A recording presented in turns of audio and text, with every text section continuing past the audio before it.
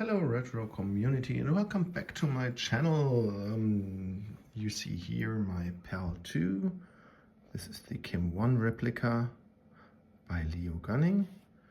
And what I did today is attach a little SD card to these 4 pins. How it is wired is very easy. You go to Orion's site, how to connect your KIM to the SD card adapter. It's from PA-1 to PA-4. You take a look at the manual and you see PA-4, 1, 2, 3. It's not in order, but it's like the original KIM.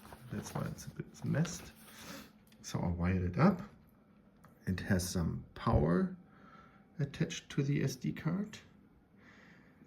And I preloaded the loading routine for the SD card from David given by Eduardo Casino, who, here we go, who managed to load CPM65 on the KIM or PAL-1 or 2, whatever you want to have.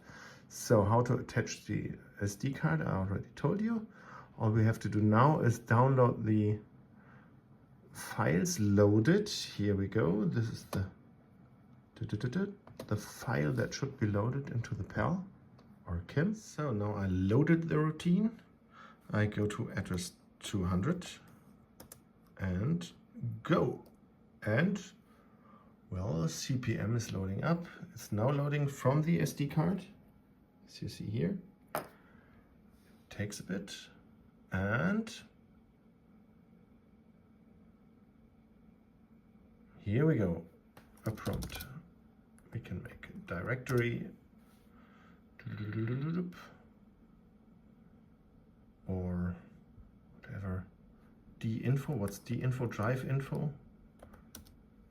So it checks the SD card or free to look how much memory I have, and it's quite a lot. Look at this, from 300 to FF00. Enough. Okay.